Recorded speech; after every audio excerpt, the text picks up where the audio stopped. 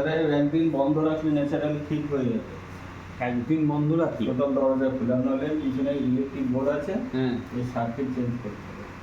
তো আপনি আজকে আপনাকে 413 টাকা দিতে হবে, ভ্যালিডিটি আপনি 1 মাস পাবেন। তো বন্ধ রাখলেন 2 দিন রেখে দেখেন এখানে এক ফোঁটা জল নেই। এই যে জলটা পিছনে আসার কথা, সেই জলটা ওখানে ড্রপ করছে, লাইন ব্লক হয়ে গেছে। ঠিক ঠিক। কিসের জন্য এটা হয়?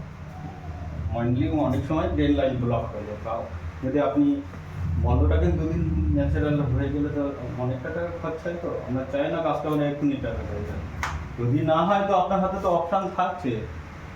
না না, 2 দিন বন্ধ রাখা মানে আচ্ছা, তো একদিনই গরমের দিনে বুঝতে পারছো বন্ধ তো। আপনি ভালো করবো, আপনাকে আবার হয়ে যাচ্ছি। আমরা সার্কিট চেঞ্জ করলাম, ভিতরে একটা সেন্সার চেঞ্জ করতে, সেক্ষেত্রে ওই ভিতরে যে অতিরিক্ত বরফ আছে, এই বরফের জন্য তো ওটা আমরা খুলতে পারবো না, ভেঙে যাবে তো থার্মোকল। তো সেক্ষেত্রে তো আপনাকে বন্ধ রাখতে হচ্ছে।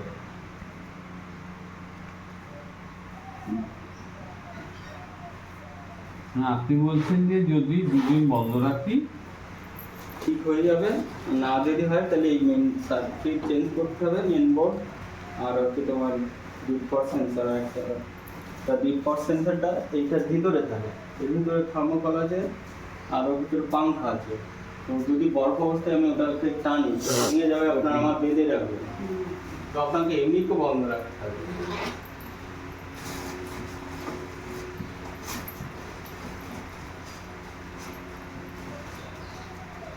আর যদি 2 দিন বন্ধ রাখতে ঠিক না হয় তখন কি করতে হবে? আপনি একটা কল বুক করবেন, আমরা ওই কার্ডগুলো এসে লাগিয়ে দেবো। আপনি যে এখন 413 টাকা দিচ্ছেন, এর ভ্যালিড তো 1 মাস। তো টোটাল যা বিল হবে তার থেকে এই টাকাটা মাইনাস হবে।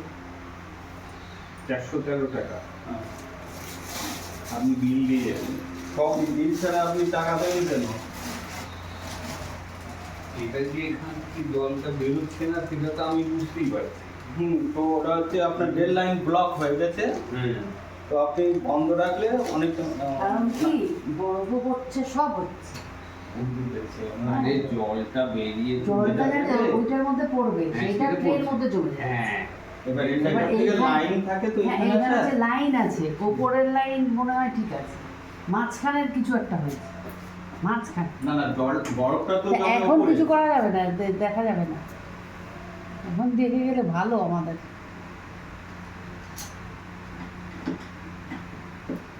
আমাদের পক্ষে মানে না, গরমের না, দিন তো, ওটা বলতে না, স্যার। আমি এখন কি করে রোবো ওই ডাক্টিং খুলতে পারবো? না এত বেলায় আসলে তো হবে না, সকালবেলা ওটা বলিনি, আপনি সকালে তো আসলে তো আপনার যে গরম অবস্থায় থাকবে।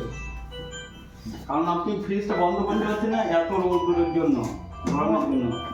খুব বরফ নেই, ভেতরটা খুললে বোঝা যাবে।